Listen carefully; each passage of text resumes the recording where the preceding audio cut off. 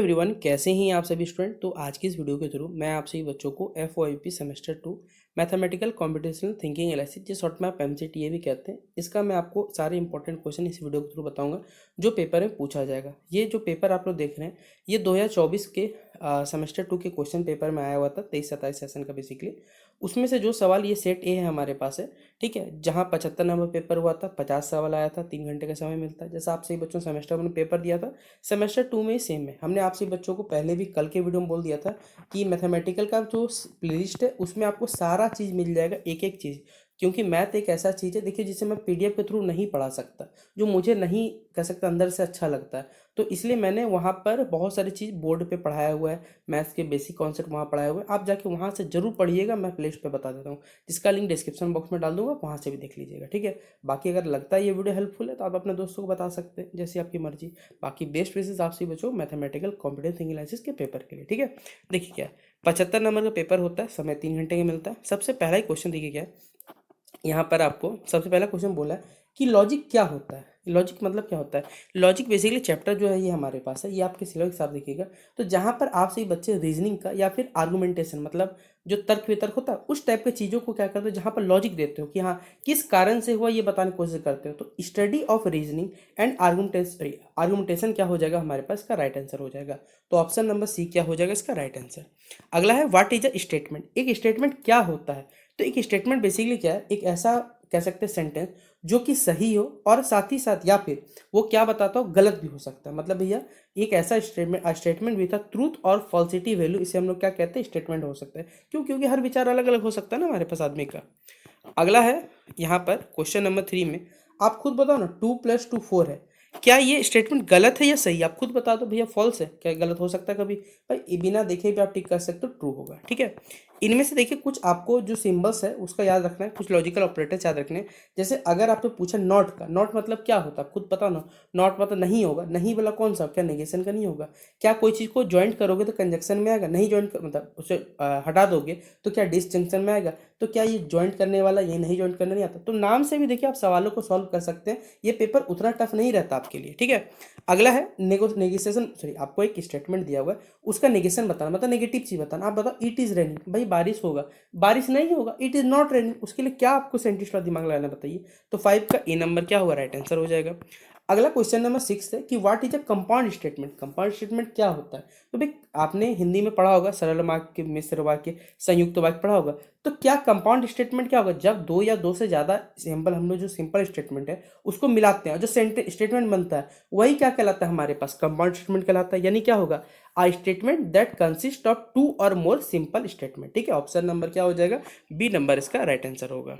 अगला क्वेश्चन है what is the primary goal of logic in reasoning. देखिए primary goal क्या है रीजनिंग का। देखिए रीजनिंग में लॉजिक क्या काम करता है, आप खुद बताओ ना भैया। रीजनिंग हमारे पास क्या करेगा, to arrive a conclusion based on emotion. आपके इमोशन के आधार काम करेगा, कभी नहीं काम करेगा। टू परस्यूड अदर्स थ्रू कह सकते हैं रिटोरिकल डिवाइसेस। क्या आपको परस्यूड करना सिखाएगा रिटोरिकल डिवाइस? नहीं, ये हो सकता है ये हमारे पास। अगला, अच्छा यहाँ पर है, देखिए, ठीक है, पेज नंबर उल्टा हो गया हमसे। आपको एक कंक्लूजन लेकर आता है, किस आधार पे, कुछ एविडेंस के आधार पर और साउंड रीजनिंग के आधार पर हो सकता है। तो ऑप्शन नंबर क्या हो जाए, सी नंबर इसका राइट आंसर होगा। अगला सवाल है what is a simple statement, यानी सरल वाक्य क्या है। भाई सिंपल सा बात है, एक सिंगल स्टेटमेंट को ही या वन स्टेटमेंट वाले कह सकते सेंटेंस को हम लोग क्या कहते हैं, सिंपल स्टेटमेंट कहते हैं। उतना कुछ दिमाग ही मतलब आप लोग, ठीक है। अगला बताओ what is the negation. Negation मतलब क्या होता है, आपको नेगेटिव पढ़ना। बताओ 5 इज एन इवन नंबर, इसका क्या होगा भैया, 5 is not an even number होगा। बोले भैया अगर इवन नहीं है तो चलिए, और क्या नेचुरल नहीं हो सकता, होल नहीं हो सकता, प्राइम नहीं हो सकता, बहुत सारे ऑप्शन हो सकते हैं, लेकिन नहीं होगा। उल्टा जब बोले तो नॉट लगा दो। तो the number 5 is not an even number क्या हो जाएगा, इसका राइट आंसर होगा क्वेश्चन 9 के लिए, ठीक है। अगला है व्हाट इज ए कंजक्टिव। तो कंजक्टिव जब नाम ही दे दिया गया, बोल रहा कंजक्टिव है, तो क्या करेगा, दो या दो से ज्यादा सेंटेंस को ज्वाइंट करेगा एंड के साथ ऐसे, ठीक है। तो ये क्या होगा हमारे पास, ऑप्शन नंबर क्या हो जाएगा, बी नंबर इसका राइट आंसर हो जाएगा, ठीक है। अगला है इट इज दिसंबर, ये दिसंबर महीना है बोला जा रहा है। सिंपल सा तो स्टेटमेंट है, क्यों दिमाग लगाना, सिंपल स्टेटमेंट हो जाएगा। इस स्टेटमेंट का नेगेशन करना, it is raining and the sky is grey, मतलब आज बारिश होगी, स्काई ग्रे है। नेगेशन करिएगा, क्या होगा बता, बारिश नहीं होगा, स्काई ग्रे नहीं होगा।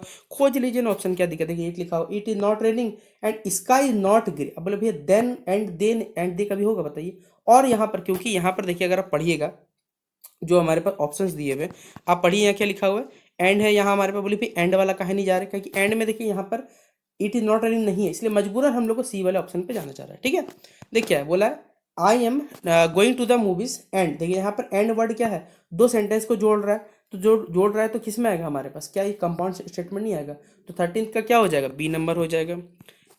इनमें से which of the following statement is the correct notation, ऐसे करेक्ट नोटेशन बताना है।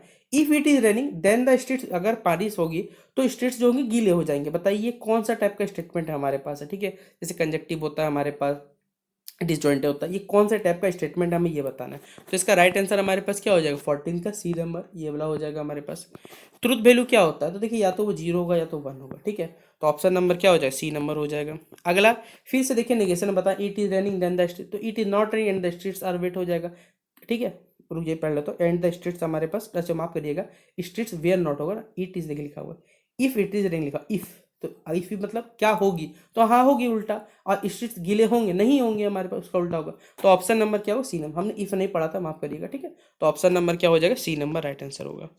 अगला देखिए, ये सब के सब प्रॉफिट लॉस डिस्काउंट जीएसटी फलना ढिमकाना सब के सब देखिए बेसिक कॉन्सेप्ट मैथ के। मैं बार बार बोल रहा हूँ, अभी भी बोलूंगा कि जब तक आप लोग बेसिक कॉन्सेप्ट नहीं सीखिएगा, जो बच्चे जनरल कॉम्पिटिशन वाले उनको 1 मिनट नहीं लगेगा बनाने ये सब सवाल। क्या बोला, एक आपने क्या किया, एक शर्ट खरीदा, ठीक है, 15% ऑफ पे दिया जा रहा है, जिसका ओरिजिनल प्राइस 80 रुपया, उसमें 15% ऑफ दे रहा है, तो बताइए 15% ऑफ देगा तो कितना रुपया आपको घटाएगा, आप खुद सोचिए ना। बोले भैया 80 रुपये का सामान है, 15% ऑफ का, 15% ऑफ का मतलब क्या होता है, क्या आपने कभी डिस्काउंट चैप्टर पढ़ा है, बोले भैया अभी तक तो नहीं पढ़ा। तो भैया देखिए बिना पढ़े तो वो फिर मुश्किल ही है हमारे पास आपसे भी समझाना। देखिए मैं कोशिश करता हूँ, फिर भी 80 रुपये का सामान है, 15% घट गया। देखिए कोई भी चीज़ परसेंटेज से रिलेटेड करेगा ना, अगर ज़्यादा होगा तो 100 से ज़्यादा, कम होगा आप बताइए डिस्काउंट होने के बाद वो दाम घटता है कि बढ़ता है, बोले घटता है। तो भैया 85 का मतलब 15% मतलब हो गया 85%, ऐसे काट दो, 0 0 काटोगे, 2 का टेबल 4 बार, 2 का टेबल 5 बार में 17 गुना 4 68 रुपये होगा, तो 68 रुपीज़ हो जाएगा हमारे पास। ठीक है, इसलिए मैं बोलता हूँ कि मैथ एक ऐसा चीज़ है जिसको जब तक मैं बोर्ड पे नहीं पढ़ाऊँ, बड़े स्क्रीन पे नहीं पढ़ाऊँ, मुझे अच्छा नहीं लगता। इसलिए मैं यहाँ पर आपसी बच्चों को मैथमेटिकल का नहीं पढ़ाता, मैंने एक ही बार जो पढ़ाया उसको छोड़ दिया उसके बाद। ठीक है, देखिए एक एग्जाम होता है जिसमें 80% स्टूडेंट क्या कर टेस्ट देते हैं, 50 क्वेश्चन था, पूछता है कि कितनों ने सही जवाब दिया, तो भैया 50 का 80% निकाल दो ना, 50 गुना 80/100 शायद 40 होगा हमारे पास, ऑप्शन नंबर सी होगा। परसेंटेज का मतलब क्या होता है, देखिए परसेंटेज का मतलब होता है किसी भी पार्ट में बेसिकली आपका होल में से कोई पार्ट को एक प्रोपोर्शन में या तो रेशियो में लिखना और मल्टीप्लाई कर देना 100 से। ठीक है, यानी सिंपल बात है A/B गुना 100, समझो ना ऐसे। ठीक है, अगला देखिए, ये लो क्वेश्चन तो इतने छोटे जगह में बनाना मुश्किल है, क्यों, क्योंकि एक बेकरी है जो डिस्काउंट देता है, बोलता है 20% डिस्काउंट है भैया आप ले जाइए, फिर जीएसटी पे 5% जीएसटी ऐड कर देता है, जिससे आपका केक का प्राइस पड़ जाता है 100 रुपया। तो बताइए टोटल कितना रुपया पड़ा, आप बताओ। 100 रुपये का आपका ओरिजिनल केक है, उसमें 5% जीएसटी पड़ेगा, यानी 5% निकालोगे तो आप 105 निकालो, फिर जाके 10% 20% डिस्काउंट देगा, निकालना पड़ेगा, थोड़ा सा समय लगेगा, इतने छोटे जगह पर नहीं बनेगा। ठीक है, एक यहाँ पर क्वेश्चन आंसर दिया हुआ है, एक पर्सन है इन्वेस्ट करता है 55,000 रुपये। अच्छा मैं आपको आंसर तो बता ही सकता हूँ। ठीक है, ये सबके आंसर मैं आपको बता देता हूँ। 20 का हमारे पास हो जाएगा सी नंबर, जो बच्चे अगर मेहनत नहीं करना चाहते, रटायर पढ़ना चाहते हैं भाई पढ़ सकते हैं, 20 का सी नंबर हो जाएगा हमारे पास राइट आंसर। 21 में देखिए क्या, एक आदमी इन्वेस्ट करता है 5,000 रुपये का, इसमें पूछा है टोटल हमारे, अच्छा ये TD क्या है, टर्म डिपोजिट। अच्छा टर्म डिपोजिट कितना रुपया मिलेगा हमें ये बताना है, 5,000 4% और 2 साल के बाद निकालना। तो भाई 5,000 दो क्या था, सॉरी 5,000 4 यहाँ पर निकाल दीजिएगा ना, क्या दिक्कत है, 5,000 गुना 4 गुना 2/100। ठीक है, कैलकुलेट कर लीजिएगा, 5,000 में रुपये जोड़ दीजिएगा, 5,000 रुपये में जो भी वैल्यू जोड़ दीजिएगा आंसर आ जाएगा। तो इसका राइट आंसर हमारे पास वो होगा शायद 5,808 होना चाहिए। ठीक है, देख लीजिए चेक करके सिंपल इंटरेस्ट निकाल के। सिंपल इंटरेस्ट और कंपाउंड इंटरेस्ट में क्या अंतर होता है, याद रखिएगा, हम लोग जो बैंक में पैसा जमा करते हैं बैंक हमको इंटरेस्ट देता है सिंपल इंटरेस्ट, बैंक से जब हम लोग लोन लेते हैं वो होता है कंपाउंड इंटरेस्ट। और हमेशा याद रखिए कंपाउंड इंटरेस्ट सिंपल इंटरेस्ट ज़्यादा होगा, इसलिए compound interest earns more interest than simple interest over time, option number B होगा। अगला क्वेश्चन है 23 है, surface area of a cube क्या होता है, तो 6 इंटू साइड स्क्वायर होता है, ये वाला ऑप्शन नंबर सी।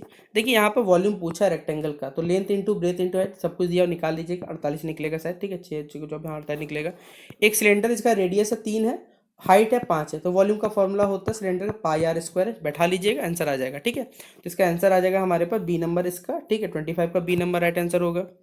अगला क्वेश्चन नंबर 26 है हमारे पास है। ठीक है, एक स्फीयर और कोन है, दोनों का सेम रेडियस है, रेडियस 5 सेंटीमीटर है, हाइट कितना है कोन का 10 सेंटीमीटर है। कोन का फॉर्मूला होता है 1/3 पाई स्क्वायर एच और स्पेयर का हमारे पास होता है 2/3 पाई आर क्यूब। दोनों का वॉल्यूम का रेशियो बताना, निकालिएगा तो 2:1 क्या हो जाएगा हमारे पास का आंसर निकलेगा। तो 26 का बी नंबर राइट आंसर होगा। अगला एक स्टूडेंट है जिसके कोन है जिसका रेडियस है 3, हाइट है 6, तो 1/3 पाई स्क्वायर फॉर्मूला बैठा दीजिए, निकाल लीजिएगा अपना आंसर। ठीक है, तो 27 का ऑप्शन नंबर ए राइट है। 80 का 25% होता है 20, और ये देखिए ऑप्शन नंबर ए में दिया हुआ है। अगला है which measure of central tendency include the magnitude of, इसको कौन बताता भैया, हमें ये बताना है, तो बताता मीन है हमारे पास। अगला है what is the sorry when the values of A series does not have equal input नहीं देता। ठीक है, तो कौन सा कैलकुलेट करते हैं, तो वेटेड मीन मान के हम लोग निकाल लेते हैं। तो ऑप्शन नंबर बी हो जाएगा 30 का बी नंबर। मोड मतलब होता है कोई चीज कितना ज्यादा बार रिपीट हुआ, तो मैक्सिमम टाइम्स होगा, ऑप्शन नंबर सी होगा। इसका मीडियन बताना, मीडियन मतलब बीच का नंबर, भैया बीच का नंबर देखिए 6 है हमारे पास, 2 4 6 8, बीच में आ रहा 6 आ रहा है हमारे पास। अगला है इसका मोड बताना है, मोड मतलब होता है वो नंबर जो सबसे ज़्यादा बार आया है। तो अब देखो इनमें से सबसे ज़्यादा बार कोई नंबर है, कोई नंबर रिपीट ही नहीं है। जब रिपीट ही नहीं है तो क्या हो जाएगा हमारे पास, भैया ऑप्शन ही नहीं, हम लोग टिक करेंगे। ठीक है, क्या 10 12 18 नहीं हमारे पास, देखिए यहाँ पर अगर देखिएगा तो नहीं, ऐसा नहीं हो सकता। तो इनमें से आप सबसे अच्छा सी ऑप्शन पे जाइए, कुछ नहीं होगा हमारे पास। इसका मीडियन बताना, तो मीडियन में देखिए सबसे बीच में कौन सा नंबर है, तो है 70 है। यहाँ पर हमारे पास जो नंबर बीच में वो है 80 है, देखिए बीच में पड़ रहा है देखिए। ठीक है, 75 80 5 नंबर है। ठीक है, 75 80, हाँ 80 हो जाएगा हमारे पास। एक कंपनी इतना रुपये इन्वेस्ट करता है, मीडियन निकालना, तो देखिए इसमें भी अगर निकालिएगा 10 15 20, देखिए 20 हमारे पास क्या है बीच में, तो क्या हो जाएगा हमारे पास, खोज लीजिए 20 ऑप्शन कहाँ पर है, सी नंबर में हमारे पास। ठीक है, इस प्रकार निकाल सकते हैं। प्राइमरी पर्पस क्या है, अगर हम लोग डेटा शीट में क्वार्टाइल कैलकुलेट करते हैं तो ये क्या करता है, बेसिकली हमारे पास ये बताना है। तो डेटा शीट को क्या करता है, 4 इक्वल पार्ट में बांटता है। एक बच्चा है 85 नंबर लिखा था टेस्ट में, और उसका टीचर रिपोर्ट करता है 75%। तो भैया 75% जो सिंपल सा बात है, परसेंटाइल अलग चीज़ होता है, परसेंटेज अलग चीज़ होता है। तो ये 85 मतलब वो 100 लोगों के बीच में वो 75 लाया, मतलब उसका रैंक ज़्यादा है कह सकते हैं। तो ऑप्शन नंबर क्या हो जाएगा 37 का, आप लोग 37 का यहाँ पर ए नंबर से माफ करिएगा, 37 का ए नंबर क्या होगा, राइट आंसर होगा हमारे पास। अगला है परसेंटाइल, और नहीं क्या था व्हाट परसेंट, अच्छा what percentile does represent the median of a data set, तो क्या होगा हमारे पास, वो जो डायरेक्ट याद रखिएगा 50th परसेंटाइल हो जाएगा। इसका देखिए सेकंड क्वार्टाइल निकालना है, देखिए ये सब निकालने आना चाहिए, ऐसे मुंह से बोलूंगा शायद समझना है। आप टिक कर सकते हैं, 39 का बी होगा हमारे पास है। डिफरेंस बताना है क्वार्टाइल 1 और थर्ड क्वार्टाइल के बीच में हमारे पास। तो इसका डेटा सेट का अगर निकालने जाइएगा आप लोग, ठीक है माफ करिएगा एक सेकंड रुक जाइए। क्वेश्चन नंबर 38 हो गया हमारे पास, क्वेश्चन नंबर 39 हो गया। ठीक है, 39 का बी नंबर। ठीक है, क्वेश्चन अच्छा ये 40 हमारे पे रिपीट हो गया यहाँ से। ठीक है, यहाँ से होगा 40 नंबर का, याद रखिए हो जाएगा इंटर क्वार्टाइल रेंज हो जाएगा, जो कि ऑप्शन नंबर ए में दिया हुआ है। इसका मीन बताना भैया, मीन मतलब सबको जोड़ दीजिए और क्यों नंबर 5 से डिवाइड कर दीजिए, जो भी आंसर निकाल लीजिएगा, शायद ये नंबर होगा हमारे पास। ये जो है क्वेश्चन दिया हुआ, इसका क्वार्टाइल डेविएशन निकालना है। इसका क्वार्टाइल डेविएशन कैलकुलेट करिएगा तो ये 3 आएगा, देखिएगा। ठीक है, बोले भाई कैसे निकला, तो देखिए अभी तो इस छोटे से वीडियो में बनाना मेरे लिए भी इम्पॉसिबल है, मैं पहले बताना चाहूँगा आपको। ठीक है, अगला है कंस्ट्रक्शन क्या होता है, construction of A cumulative frequency table. ये क्यों निकालने में, किस चीज़ डिटरमाइन करने में हेल्प होता है, तो याद रखिएगा मीडियन के लिए होता है हमारे पास। मेन एडवांटेज क्या होता है मीन डेविएशन का हमारे पास, डिस्पर्सन में हमारे पास। तो ये बेसिकली क्या होता है, इट इज ये क्या मेजर करता है हमारे पास है, it is not affected by extreme value, सही दिया हुआ, माफ करिए एक्सट्रीम वैल्यू बोल रहा हूँ। ये हमारे पास it is measure of absolute dispersion हो जाएगा, ऑप्शन नंबर बी। ठीक है, ऑप्शन नंबर क्या होगा, बी नंबर। अगला है क्वेश्चन रिपीट हो गया फिर से, 45 नंबर, इसका मीन डेविएशन निकालना। देखिए इसका मीन डेविएशन अगर आप निकालते हैं तो ये निकलेगा 2.4 हो जाएगा हमारे पास। ठीक है, 45 का B number. Mean deviation standard deviation का क्या हमारे पास रिलेशनशिप होता है ये बताना। तो याद देखिए मीन डेविएशन हमेशा छोटा होता है या इक्वल होता है स्टैंडर्ड डेविएशन का। फिर अगला है स्टैंडर्ड डेविएशन का सिंबल क्या होता है, तो सिग्मा, या फिर जिससे ये साइन होता है ना, इसको सिग्मा बोलते हैं आप लोग। ठीक है, ये वाला होता है हमारे पास, ऑप्शन नंबर ए हो जाएगा 47 के लिए। 48 के लिए देखिए मोड है, देखिए एक फॉर्मूला याद रखिएगा, मोड बराबर होता है, मैं लिख दे रहा हूँ, मोड बराबर होता है 3 मीडियन माइनस 2 मीन। ये वाला फॉर्मूला इस्तेमाल कर लीजिएगा ना, आप हर सवाल निकाल सकते हैं, जो भी निकालना है इसका कैलकुलेट करिएगा तो 23/3 आएगा हमारे पास। फिर एक स्टैंडर्ड डेविएशन दिया हुआ है, उसको 2 से मल्टीप्लाई कर रहे हैं, तो नया स्टैंडर्ड डेविएशन क्या होगा हमारे पास भैया, तो नया स्टैंडर्ड डेविएशन क्या होगा, 5 है, 5 को 2 से गुना करिए 10 हो जाएगा, ऑप्शन नंबर सी सही है। ठीक है, अगला है इनमें से कौन सा सेंट्रल टेंडेंसी नहीं है, तो स्टैंडर्ड डेविएशन नहीं, याद रखिएगा ऑप्शन नंबर सी हो जाएगा। तो इस प्रकार आपसे ही बच्चों का ये जो मैथमेटिकल कॉम्प्लेक्स थ्योरी एनालिसिस है, ये पूरा पीवाईक्यू हमने एक सेट आपको सॉल्व करवा दिया। बाकी मैं आपको अभी भी बोलूँगा इससे कुछ नहीं होने वाला, आप चैनल पे जो भी वीडियोस बने हुए हैं आप उनको जाके देखिए, आपका कॉन्सेप्ट क्लियर होगा तो ही ये पेपर आपसे सॉल्व हो पाएगा, क्योंकि बिना कॉन्सेप्ट देखिए कुछ भी नहीं हो सकता। ये मैथ्स का पेपर है, मैथ्स पढ़ना ही पड़ेगा तो ही जाके समझ में आ सकता है, अदर कोई ऑप्शन ही नहीं रहता इसमें, क्योंकि यहाँ तुक्का हमारा नहीं होता। मैं पहले बता रहा हूँ, तुक्का मारने से आप सवाल रट सकते हैं, क्वेश्चन को सॉल्व करना नहीं सीख सकते। बाकी आपकी मर्जी। बेस्ट विशेष आप सभी बच्चों को हमारी तरफ से। अगर आपको लगे कहीं ये वीडियो आपके लिए हेल्पफुल है तो दोस्तों को जरूर बताइएगा और शेयर करिएगा। मिलते हैं नेक्स्ट वीडियो पे। जय हिंद और जय भारत।